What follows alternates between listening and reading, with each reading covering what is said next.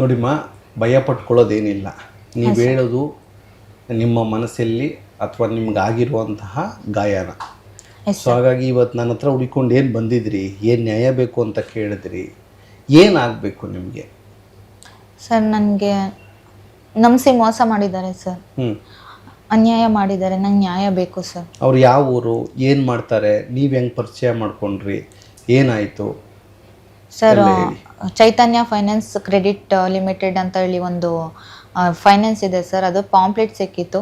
ಅಲ್ಲಿ ಮ್ಯಾನೇಜರ್ ಆಗಿ ಕೆಲಸ ಮಾಡ್ತಿದ್ರಂತ ಅಭಿಷೇಕ್ ಗೌಡ ಅಂತ. ಅವ್ರ ನಂಬರ್ನ ತಗೊಂಡು ಕೆಲಸ ಬೇಕು ಅಂತ ನಾನು ಅವರಿಗೆ ಫೋನ್ ಮಾಡಿ ಹಿಂಗೆ ಕೆಲಸ ಬೇಕು ಸರ್ ಅಂತ ಕೇಳಿದ್ದೆ ಸರ್. ಅವರು ವೆಹಿಕಲ್ ಎಲ್ಲ ಬೇಕು ಅಂತ ಅಂದಿದ್ದಕ್ಕೆ ಇಲ್ಲ ಅಂತ ನಂಗೆ ಕೆಲಸನ ಬಿಟ್ಟಿದ್ದೆ ಸರ್. ನಾನೇನು ಹೋಗಿರಲಿಲ್ಲ. ಅವ್ರು ನನ್ನ ನಂಬರ್ ಇಟ್ಕೊಂಡು ಸ್ಟೇಟಸ್ ನೋಡೋದು ಎಲ್ಲ ಮಾಡ್ತಿದ್ರು. ಆಮೇಲೆ ಫೋನ್ ಮಾಡಿ ಮಾತಾಡಿಸ್ಕೊಂಡು ಮಾಮೂಲಿ ಫ್ರೆಂಡ್ ಥರ ಎಲ್ಲ ಮಾತಾಡಿಸ್ಕೊಂಡು ನಿನ್ನ ಮೀಟ್ ಮಾಡಬೇಕು, ಸಿಗ್ತೀರಾ ಅಂತ ಎಲ್ಲ ಕೇಳ್ತಾ ಇದ್ರು. ನಾನಿಲ್ಲ, ಆಗಲ್ಲ, ನಾನು ಬೆಂಗಳೂರಲ್ಲಿ ಕೆಲಸ ಮಾಡ್ತಾ ಇದ್ದೀನಿ, ಸಿಗೋಕ್ಕಾಗಲ್ಲ ಅಂತ ಹೇಳಿದಾಗೆಲ್ಲ ಇಲ್ಲ, ನಾನು ಸಿಗ್ಲೇಬೇಕು, ತಿಪ್ಟೂರಿಗೆ ಬಂದಾಗ ಹೇಳಿ, ನನ್ನ ಫ್ರೆಂಡ್ ರೂಮ್ ಇದೆ, ಬನ್ನಿ ಮೀಟ್ ಮಾಡೋಣ, ಇಲ್ಲಾಂದ್ರೆ ಹೊರಗಡೆ ರೂಮ್ ಮಾಡ್ತೀನಿ, ಬನ್ನಿ ಮೀಟ್ ಮಾಡೋಣ ಅಂತೆಲ್ಲ ಫೋರ್ಸೆಬಲಿ ಕೇಳ್ತಿದ್ರು. ಒಂದು ಹೆಣ್ಮಗಳಿಗೆ ಸ್ಟ್ರೈಟಾಗಿ ಫೋನ್ ಮಾಡಿಬಿಟ್ಟು ಏನಮ್ಮ ಚೆನ್ನಾಗಿದ್ಯಾ, ನೀನು ನನ್ನ ರೂಮಿಗೆ ಬರ್ತೀಯಾ, ನನ್ನ ಫ್ರೆಂಡ್ ರೂಮಿಗೆ ಬರ್ತೀಯಾ ಅಂತ ಕೇಳಿದ್ರೆ ಹುಡುಗನ ಧೈರ್ಯ ಬರ್ತದ ಅಂತ ಕೇಳಕ್ಕೆ? ಇಲ್ಲ ಸರ್. ಮತ್ತೆ ನೀವೇನೋ ಅವಕಾಶ ಕೊಟ್ಟಿದ್ರೆ ಕೇಳ್ತಾರೆ. ಮಾಮೂಲಿ ಫ್ರೆಂಡ್ಸ್ ತರ ಮಾತಾಡ್ತಿದ್ವಲ್ಲ, ಹಂಗಾಗಿ ಮೀಟ್ ಮಾಡ್ಬೇಕು ಅಂತ ಹೇಳ್ತಿದ್ದಾರೆ ಅಂದಿದ್ದಕ್ಕೆ ಇಲ್ಲಪ್ಪ, ನಾನು ಇಲ್ಲ, ನಾನು ಬೆಂಗಳೂರಾಗ ಕೆಲಸ ಮಾಡ್ತಾ ಮೀಟ್ ಮಾಡೋದಕ್ಕೆ ಓಕೆ, ನೀನು ರೂಮಿಗೆ ಬಾ, ನನ್ನ ಫ್ರೆಂಡ್ ರೂಮಿಗೆ ಬಾ ಅಂತಂದಾಗ ನೀನು ಹೆಂಗಮ್ಮ ಸುಮ್ಮನಿದ್ದೆ? ನಾನು ಹೇಳ್ದೆ ಸರ್, ನಾನು ಎಲ್ಗೂ ಬರಲ್ಲ ಅಂತ. ಓಕೆ. ಆಮೇಲೆ ನಿಮ್ಮನ್ನ ಮೀಟ್ ಮಾಡ್ಲೇಬೇಕು, ನಿಮ್ಮ ಹತ್ರ ಮಾತಾಡ್ಬೇಕು ಅಂತ ಫೋರ್ಸ್ ಮಾಡ್ತಾ ಇದ್ರು ಸರ್. ಹಂಗಾಗಿ ಆಫ್ಟರ್ ಅವ್ನ್ ಪರಿಚಯ ಆಗಿ 1 ತಿಂಗಳಾದ್ಮೇಲೆ ಸರಿ ಆಯ್ತು, ತಿಪ್ಟೂರಲ್ಲೇ ಇದ್ದೀವಿ ಅಂತ ಹೇಳಿ ಮೀಟ್ ಮಾಡಿದ್ದು ಸರ್. ಮೀಟ್ ಮಾಡಾದ್ಮೇಲೆ ನಾನು ಇನ್ನು ಇಷ್ಟಪಡ್ತಾ ಇದ್ದೀನಿ, ನಿನ್ನ ಮದ್ವೆ ಆಗ್ಬೇಕು ಅಂತ ಇದ್ದೀನಿ, ಅದಕ್ಕೆ ಮೀಟ್ ಮಾಡ್ಬೇಕು ಅಂತ ಹೇಳ್ತಿದ್ದಿತ್ತು ಅಂತ ಹೇಳಿದ್ರು. ನಾನು ಹೇಳ್ದೆ, ನೋಡಿ ಆಲ್ರೆಡಿ ನಂಗೆ ಮದ್ವೆ ಆಗಿ ಕೇಸ್ ಆಗಿದೆ, ಕೋರ್ಟಲ್ಲಿ ಕೇಸ್ ನಡೀತಿದೆ, ಸುಮ್ನೆ ಆ ಟೈಮಲ್ಲಿ ಎಲ್ಲ ಇದು ಸರಿ ಹೋಗಲ್ಲ, ಸುಮ್ನೆ ಪ್ರಾಬ್ಲಮ್ ಆಗುತ್ತೆ, ನಿಮ್ ಮನೆಯಲ್ಲಿ ಹುಡುಗಿ ನೋಡ್ತಾರೆ, ಮದ್ವೆ ಮಾಡ್ಕೊಂಡು ಚೆನ್ನಾಗಿರಿ, ಕಾನೂನು ಪ್ರಕಾರ ತಪ್ಪಾಗ್ಬೋದು, ಮುಂದೆ ನನ್ಗೆ ಅದು ಎಫೆಕ್ಟ್ ಅಂತ ಹೇಳ್ದೆ. ಆದ್ರೂ ಪರವಾಗಿಲ್ಲ, ನಿನ್ ಗಂಡನಿಂದ ಡಿವೋರ್ಸ್ ಎಲ್ಲ ಕ್ಲೋಸ್ ಮಾಡ್ಕೋ, ನಾನು ನಿನ್ನ ಮದ್ವೆ ಮಾಡ್ಕೊಂತೀನಿ ಅಂತ ಹೇಳಿದ್ರು.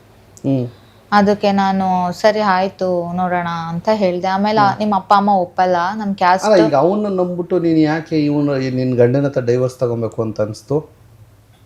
ಸರ್, ನನ್ಗೂ ಒಂದು ಜೀವನ ಸಿಗುತ್ತೆ. ಈಗ ಆಲ್ರೆಡಿ ಮದ್ವೆ ಆಗಿದ್ದಲ್ಲ, ಅಲ್ಲೇ ಜೀವನ ಆಗಿತ್ತು ಸರ್. ಬಟ್ ಅವರು ನಾವಿಬ್ರು ಕಿತ್ತಾಡ್ಕೊಂಡು ಜಗಳ ಮಾಡ್ಕೊಂಡು ಅವ್ರು ನನಗೆ ಟಾರ್ಚರ್ ಕೊಡ್ತಿದ್ರು ಅಂತ ಹೇಳಿ ನಾನು ಕೇಸ್ ಹಾಕೊಂಡು ನಮ್ಮ ಅಪ್ಪ ಅಮ್ಮ ಮನೆಯಲ್ಲಿ ಇದ್ದಿದ್ದು ಸರ್.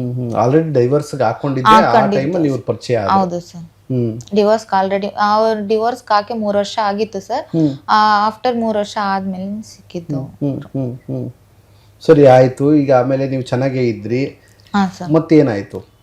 ಸರ್, ಚೆನ್ನಾಗೇ ಇದ್ವಿ. ಮತ್ತೆ ಕ್ಯಾಸ್ಟ್ನು ನಾನು ಇದೆ ಅಂತಾನೆ ಹೇಳಿದ್ದೆ, ನಮ್ದು ದಲಿತ ಕ್ಯಾಸ್ಟು, ನಿಮ್ದು ಗೌಡಾಸು, ಆಗ್ ಬರಲ್ಲ ಅಂತಾನು ಹೇಳಿದ್ದೆ ಸರ್. ನನ್ ಕ್ಯಾಸ್ಟ್ ಏನ್ ಇಂಪಾರ್ಟೆಂಟ್ ಅಲ್ಲ, ನಂಗೆ ನೀನ್ ಬೇಕು ಅಂತ ಹೇಳಿ ನನ್ ಜೊತೆ ಫಿಸಿಕಲಿ ಇನ್ವಾಲ್ವ್ ಆಗಿ ಎಲ್ಲ ಮುಗಿಸ್ಕೊಳ್ಳೋವರ್ಗುನು ಕ್ಯಾಸ್ಟಿಂದ ಏನೂ ಮಾತಾಡಿರ್ಲಿಲ್ಲ ಸರ್. ಅವ್ರ ಅಪ್ಪ ಅಮ್ಮನ ಒಪ್ಸು ಅಂತ ಹೇಳಿದ ದಿನ ನಿಮ್ ಕ್ಯಾಸ್ಟ್ ಇದು, ನಮ್ಮ ಮನೇಲಿ ಒಪ್ಪಲ್ಲ ಅಂತ ಹೇಳಿ, ಹಿಂಗೆ ಫ್ರೆಂಡ್ಸ್ ಆಗಿರೋಣ, ಲೈಫ್ ಟೈಮ್ ಹಿಂಗೆ ಇರೋಣ, ಬೇಕಿದ್ರೆ ನಾನು ಮದ್ವೆ ಆಗಲ್ಲ, ನೀನು ಯಾರನ್ನೂ ಮದ್ವೆ ಆಗ್ಬೇಡ, ಹಿಂಗೆ ಬಂದು ಹೋಗ್ತಿರ್ತೀನಿ ಅಂತ ಎಲ್ಲ ಹೇಳಿದ್ರು ಸರ್. ಇಲ್ಲ, ಆತರ ಎಲ್ಲ ಆಗಲ್ಲ ಅಂತಾನೆ ನಾನು ಅವ್ರ ಊರಿಗೆ ಅವ್ರ ಅಪ್ಪ ಅಮ್ಮಂಗೆ ಹೇಳ್ಬೇಕು ಅಂತ ಹೋಗಿದ್ದು ಸರ್. ಆ ಹೋಗಿದ್ ಟೈಮಲ್ಲಿ ಅವ್ರ ಅಪ್ಪ ಅಮ್ಮಂಗೆ ಎಲ್ಲ ಹಿಂಗ್ ವಿಚಾರ ಹೇಳ್ದೆ, ಹಿಂಗೆಲ್ಲ ಆಗಿತ್ತು ಅಂತ ಎಲ್ಲ ಹೇಳ್ದೆ. ಆಮೇಲೆ ನಾನು ಪ್ರೆಗ್ನೆಂಟ್ ಆಗಿದ್ದೀನಿ ಈ ತರ ಎಲ್ಲ ಅಂತ ಹೇಳಿದ್ದಕ್ಕೆ ಅವ್ರ ಊರವ್ರನ್ನೆಲ್ಲ ಸೇರಿಸಿ ನನ್ ಮೇಲೆ ಜಗಳ ಮಾಡಿ ಓಡಿಸಿದ್ರು ಸರ್. ಓಡಿಸಿದ್ರು? ಹಾ ಸರ್. ಅವನು ಹೊಡೆದ ಸರ್. ಅಭಿಷೇಕ್ ಬಂದ್ ಫಸ್ಟ್ ನೀನ್ ನಮ್ಮ ಮನೆ ಹತ್ತಕ್ಕೆ ಏನಕ್ ಬಂದಿದ್ಯಾ ಅಂತ ಹೇಳಿ ಹೊಡೆದ್ರು ಸರ್. ಆ ಹೊಡೆದಿದ್ ನೋಡಿದ್ದೆ ಊರವ್ರೆಲ್ಲಾರು ಬಂದು ಹೊಡೆದ್ರು ಸರ್. ಹೊಟ್ಟೆಗೆ ಹೊಡೆದ್ರು, ಕೆನ್ನೆಗೆ ಹೊಡೆದ್ರು, ಎದೆದೆಗೆ ಎಲ್ಲ ಹೊಡೆದ್ರು ಸರ್. ಪ್ರೆಗ್ನೆಂಟ್ ಆಗಿದ್ನಲ್ಲ ಸರ್, ಅದು ಅಬೋಷನ್ ಆಯ್ತು ಸರ್. ಈಗ ಮಗು ಇತ್ತು? ಹಾ ಸರ್. ಸೊ ಇವಾಗ ನಾನು ಕೇಳೋ ಪ್ರಶ್ನೆ ಏನು, ಮಗು ಸತ್ತೋದ್ಮೇಲೆ ಏನ್ ಮಾಡಿದೆ ನೀನು? ಸರ್, ಅದಾದ್ಮೇಲೆ ಪೊಲೀಸ್ ಸ್ಟೇಷನಿಗೆ ಬಂದು ಕಂಪ್ಲೇಂಟ್ ಕೊಡೋಕೆ ಹೋದೆ ಸರ್. ಅವರು ಕಂಪ್ಲೇಂಟ್ ತಗೊಂಡು ನಾವು ಅವ್ರನ್ನ ಕರೆಸ್ತೀವಿ, ಮಾತಾಡ್ತೀವಿ ಅಂತ ಎಲ್ಲ ಹೇಳಿ ನಾನು ಕಂಪ್ಲೇಂಟ್ ಕೊಟ್ಟು 1 ಮಂತ್ ಆದ್ಮೇಲೆ ಅವ್ರನ್ನ ಕರೆಸಿ ಮಾತಾಡಿದ್ರು ಸರ್. ಆಮೇಲೆ ಅವ್ರ ಕಡೆ ಯಾರೋ ದೊಡ್ಡವರೆಲ್ಲ ಬಂದು ಮಾತಾಡಿ ಆಯ್ತು ಕಣಪ್ಪ ಒಪ್ಪಿಸ್ತೀವಿ, ಅವ್ರ ಅಪ್ಪ ಅಮ್ಮನ ಒಪ್ಸಿ ಬರ್ತೀವಿ ಅಂತ ಹೇಳಿ ಮಾತಾಡೋದ್ರು. ಆಮೇಲೆ ಅದಾದ್ಮೇಲೆ ಮತ್ತೆ ಕರೆದು ನೋಡಮ್ಮ ಅಮೌಂಟ್ ತಗೊಂಡು ನೀನು ಸೆಟಲ್ಮೆಂಟ್ ಮಾಡ್ಕೊಂತೀಯ ನಿನ್ ಲೈಫ್ನ ಅಂತೆಲ್ಲ ಕೇಳಿದ್ರು. ಇಲ್ಲ ಸರ್, ನನಗೆ ನನ್ನ ಲೈಫ್ ಇಂಪಾರ್ಟೆಂಟು, ನನಗೆ ನ್ಯಾಯ ಬೇಕು, ನನಗೆ ದುಡ್ಡೆಲ್ಲ ಬೇಡ ಅಂತ ಹೇಳಿ ಇದು ಮಾಡಿದ್ದಕ್ಕೆ ಸರಿ ಅವ್ರ ಅಪ್ಪ ಅಮ್ಮನ್ನ ಒಪ್ಸಿ ನಾವು ಬರ್ತೀವಿ ಅಂತ ಹೇಳಿ ಹೋದ್ರು. ಹೋದರ್ ಮತ್ತೆ ವಾಪಸ್ ಬರ್ಲೇ ಇಲ್ಲ ಸರ್ ಸ್ಟೇಷನ್ಗೆ. ನಾನು ಎಷ್ಟು ಹೋಗಿ ಕೇಳಿದ್ರು ಅವ್ರನ್ನ ಕರೆಸ್ಲೇ ಇಲ್ಲ ಸರ್ ಸ್ಟೇಷನ್ ಅಲ್ಲಿ.